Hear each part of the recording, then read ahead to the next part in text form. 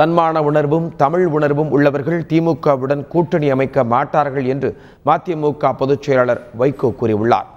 தந்தி தொலைக்காட்சிக்கு சிறப்பு பேட்டியளித்த மதிமுக பொதுச் செயலாளர் வைகோ, அண்மை காலமாக பல நிர்வாகிகள் கட்சியிலிருந்து விலகி வருவதன் பின்னணியில் திமுக இருப்பதாக குற்றம் சாட்டினார்.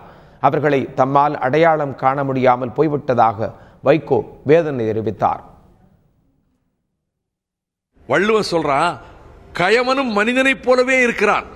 இது மாதிரி ஒற்றுமை ஐடென்டிட்டி உலகத்தில் எதுலையுமே கிடையாது. நான் யாரையும் கயவர்கள்னு சொல்லலை, கண்டுபிடிக்க முடியலை. அகத்தின் அழகு முகத்தில் தெரியும்பாங்க, அடுத்தது காட்டும் பழகு போல் நெஞ்சம் கடுத்தது காட்டும் முகம் என்பார்கள். இந்த விதிகளுக்கெல்லாம் தாண்டியவர்களாக இவர்கள் இருந்திருக்கிறார்கள். இவர்கள் முகத்தில் கூட நான் கண்டுபிடிக்க முடியவில்லையே. யானை மீது உட்கார்ந்து இருக்கக்கூடிய ஈக்கள் யானையை தாங்கள் நடத்தக்கூடாது. ஈக்கள் பறந்து சென்று விட்டால் யானைக்கு ஒன்றும் இல்லை.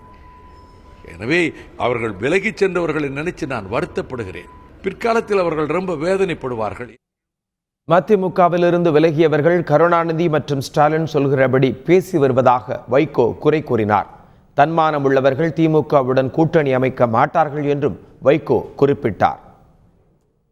திமுக விரித்த வலையில போய் விழுந்துகிட்டு இதெல்லாம் சொல்ல வைக்கிறாங்க. திமுக தலைவரும் மகனும் தகப்பனாரும் மகனும் இப்படி சொல்ல வைக்கிறாங்க. இந்த வார்த்தையை சொல்லுங்க, இந்த அறிக்கையை கொடுங்க. மக்கள் நல கூட்டியக்கம் எந்த குற்றச்சாட்டுக்கு வாழாது. ஊழல் கரைபடிந்த திமுகவோடு 2G ஊழலில் சிக்கி குடும்ப அரசியல் நடத்தி அண்ணாவின் இயக்கத்தை நாசமாக்கி ஈழத் தமிழர்களை காவு கொடுத்து லட்சக்கணக்கான ஈழத்தமிழர் படுகொலைக்கு முழுக்க காரணமான திமுக தலைமை பார்வதி அம்மாளை இங்கே மண்ணில் கால் வைக்க விடாமல் அவ்வளவு பெரிய துரோகத்தை செய்த திமுக தலைமை மீது எந்த தமிழ் உணர்வு உள்ளவன் கூட்டு வைக்க முடியும்? இவர்களுக்கெல்லாம் தமிழ் ஒடிச்சு செத்து போச்சா?